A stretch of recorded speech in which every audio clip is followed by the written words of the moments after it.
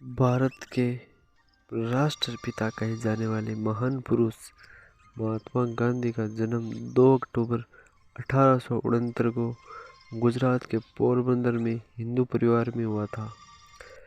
पिता करमचंद गांधी व माता पुतलीबाई द्वारा उनका नाम मोहनदास रखा गया था, जिससे उसका पूरा नाम मोहनदास करमचंद गांधी हुआ। महात्मा गांधी की माता अत्यधिक धार्मिक महिला थी। मोहनदास शिक्षा के दृष्टिकोण से एक अच्छे विद्यार्थी रहे हैं और समय समय पर पुरस्कार व छात्रवृत्ति भी मिली। वे अंग्रेजी विषय में काफ़ी होनहार थे। महात्मा गांधी का विवाह मात्र 13 वर्ष की आयु में ही कर दिया गया था, जब वे स्कूल में पढ़ते थे। गांधी जी के 4 पुत्र हुए, जिनमें हीरालाल, मनीलाल, रामदास, देवदास हुए। विवाह के बाद मुंबई के एक कॉलेज में पढ़ने के बाद लंदन चले गए।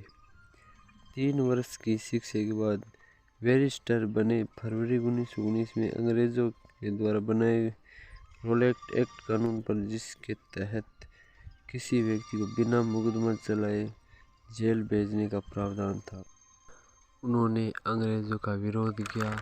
फिर गांधी जी ने सत्याग्रह की घोषणा कर दी। इस सफलता से प्रेरणा लेकर महात्मा गांधी ने भारतीय स्वतंत्रता के लिए किए जाने वाले अन्य अभियानों में सत्याग्रह व अहिंसा का विरोध जारी रखे, जैसे कि असहयोग आंदोलन, नागरिक अवज्ञा आंदोलन, दांडी यात्रा तथा भारत छोड़ो आंदोलन। भारत छोड़ो भाषण 8 अगस्त 1942 को भारत छोड़ो आंदोलन छेड़ते हुए महात्मा गांधी द्वारा दिया गया भाषण। इसी भाषण में उन्होंने भारतीयों में दृढ़ निश्चय के लिए आह्वान करते हुए करो या मरो का नारा दिया। गांधी जी का महात्मा के नाम से सबसे पहले 1915 में राजवीर जी कालिदास ने संबोधित किए। एक अन्य मत के अनुसार स्वामी श्रद्धानंद ने 1915 में महात्मा की उपाधि दी।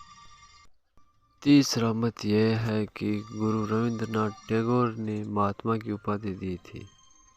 गांधी जी को बापू संबोधित करने वाले प्रथम व्यक्ति उनके साबरमती आश्रम के शिष्य सुभाष चंद्र बोस ने 6 जुलाई 1944 को रंगून रेडियो से गांधी जी के नाम जारी प्रसारण में उन्हें राष्ट्रपिता कहकर संबोधित करते हुए आज़ाद हिंद फौज के सैनिकों के लिए उनका आशीर्वाद और शुभकामनाएं मांगे। 2 अक्टूबर को उनका जन्मदिन भारत में गांधी जयंती व पूरे विश्व में अंतर्राष्ट्रीय अहिंसा दिवस के रूप में मनाया जाता है। सबसे पहले गांधी जी ने प्रवासी वकील के रूप में दक्षिण अफ्रीका में भारतीय समुदाय के लोगों के लिए नागरिक अधिकारों के लिए सत्याग्रह आरंभ किया। 1915 में उनकी भारत वापसी हुई। 1921 में भारतीय राष्ट्रीय कांग्रेस की बागडोर संभाली। 1930 में नमक सत्याग्रह के बाद 1942 में भारत छोड़ो आंदोलन चलाए। उन्होंने साबरमती आश्रम में अपना जीवन बिताया। भारतीय पोशाक धोती व सूत से बनी शाल पहनी, जिसे वे स्वयं चरखे से सूत काटकर हाथ से बनाते थे।